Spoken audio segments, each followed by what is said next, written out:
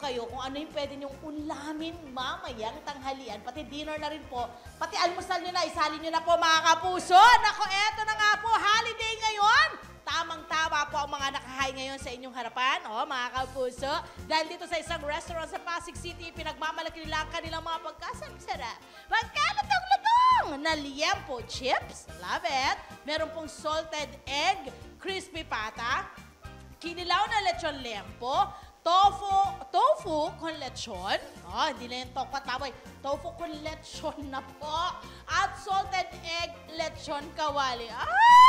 Naglaway ba kayo doon? Dahil eto na mga kasama natin, si Grace Del Rosario, mga kapuso, para ituro sa atin kung paano nga ba nila ginagawa ang kanilang salted egg lechon kawali. Good morning, Grace! Hi, good morning! Ayan na, Grace, ano yung una mong ginagawa ngayon?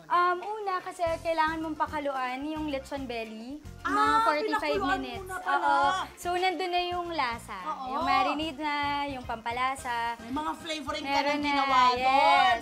Tapos, dito naman, kailangan mainit na mainit yung mantika mo kasi kailangan mo siyang i-fry for mga 10 minutes para siguraduhin sobrang lutong.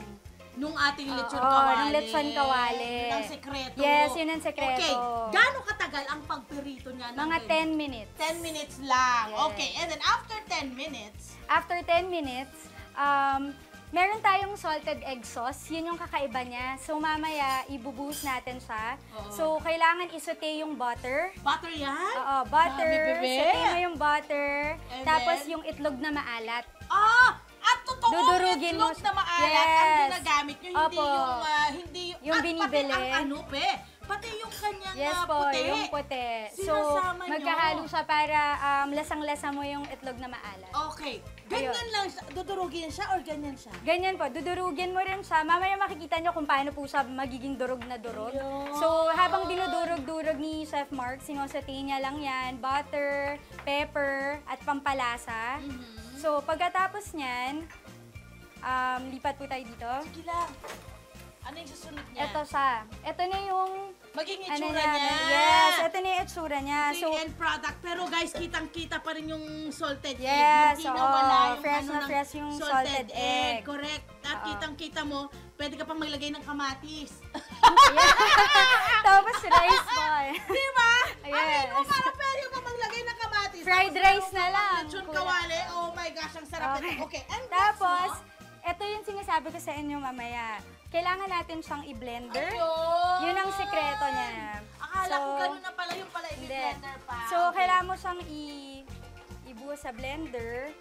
Tapos, i-mix mo siya ng water. May kahit, water. yes, kahit half cup lang. Half cup of water. Yes, water. Tapos, ito yung, pampasarap. Cream.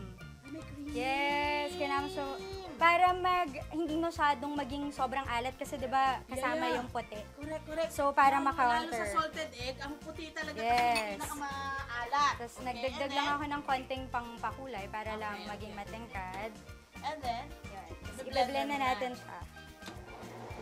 Yan. Parang meron kang salted egg na Yes. smoothie. Yes, Pero tama. kita mo naman, talagang lahat yon ng mga flavor at lahat ng mga panlasa, syempre may incorporate kasi may blender. Yes. Tapos Blender. rekado po. Correct. O Yan. yan. Pagkatapos niyan, eto na tayo sa separate pan po. Ibubuhos natin yung naluto na naprito. natin. Yes, Ayan, napritong naprito lechon na. kawali. My gosh, nakikita niyo yung itsura ng lechon kawali. Yes. Tingnan Yun pa nyo, lang. crispy siya. Tapos, saka natin. Bubuhusan! Yes. Wow! Nyam-nyam. So, mga Yes. ilang kanin po yan? Mga 20. So, after nyan, ihahalo na lang Yes. talaga. Kasi luto na yung ating kawali no? Lechon kawali. Ito Kawali talaga yung naisip na sabi ko. Okay. So, totos mo lang ko siya. lang. Yes.